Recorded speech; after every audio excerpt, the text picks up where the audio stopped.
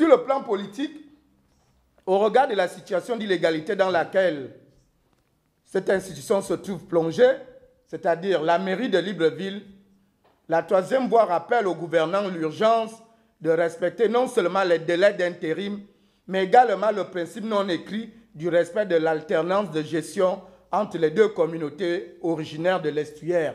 Ça veut dire que l'intérim qui a été accordé au premier maire adjoint, nous constatons que cet intérim a pris fin depuis le 15 décembre.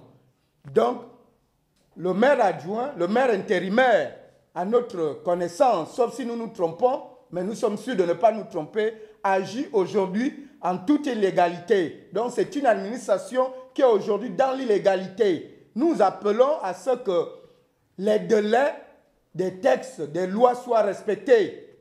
Il faut que le conseil municipal organise un conseil municipal extraordinaire pour indiquer le nouveau maire élu par ses compagnons, par les conseillers municipaux. La mairie ne peut pas continuer à être, surtout, c'est la plus grande ville du Gabon. C'est elle qui a le plus grand nombre de Gabonais. Libreville ne peut pas être ce machin truc que l'on veut faire là.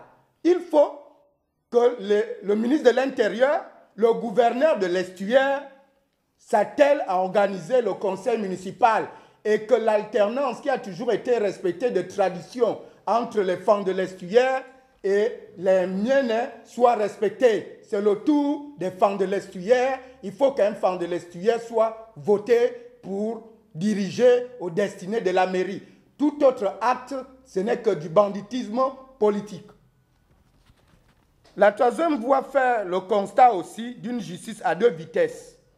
Comment comprendre que deux ministres élus députés à la même mandature, se trouvant tous les deux sous détournement, les deux sans preuve établie, mais l'un a été empêché de retrouver son siège à l'Assemblée nationale. Donc, Tony Ndomba, nous ne comprenons pas que quel est ce pays que nous voulons construire, où deux ministres de la République bardés du titre de député, parce que nous estimons qu'ils ont été soit élus, soit nommés députés aux dernières législatives, que les deux soient soupçonnés de malversation financière. Mais nous ne comprenons pas que dans le cas de Tony Ndomba, pour ne parler que de lui, ce dernier a été, que les forces publiques sont allées même jusqu'à l'empêcher de retourner prendre son siège à l'Assemblée nationale.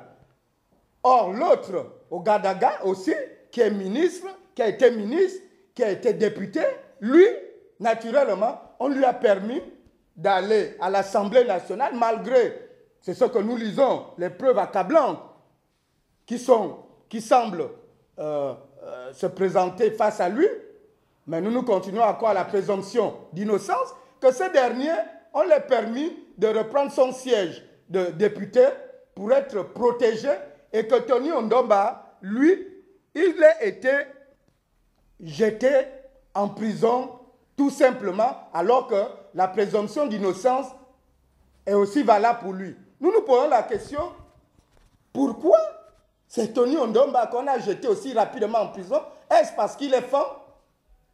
Moi, je me pose la question, est-ce parce qu'il est fort? Parce que depuis un moment, on constate qu'on fait la chasse à une ethnie. Ça ne peut pas continuer. Est-ce c'est parce que lui n'a pas de beau-père, peut-être à la Cour constitutionnelle? Est-ce c'est à cause de ça? Parce qu'il faut que les problèmes se posent clairement. Pour un même problème, on ne peut pas avoir deux manières, deux approches. Les deux sont soupçonnés de crimes économiques, de malversation financière.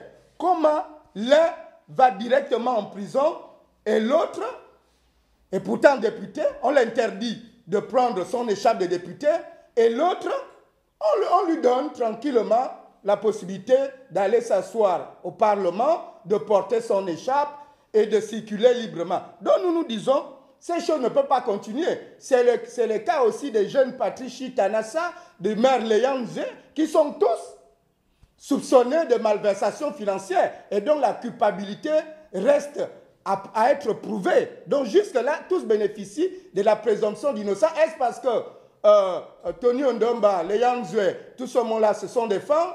Patrick Chitanaza, ce sont les Pounou, ils n'ont pas de protecteur. Que les autres, naturellement, comme que c'est eux qui sont aux commandes, au levier du fonctionnement de l'État, peuvent poser certains actes. Il n'y a pas qu'au Gadaga, il y a des enfants de très grandes personnes ici. Il y a des grands noms que nous connaissons, mais cette conférence de presse n'est pas là pour ça.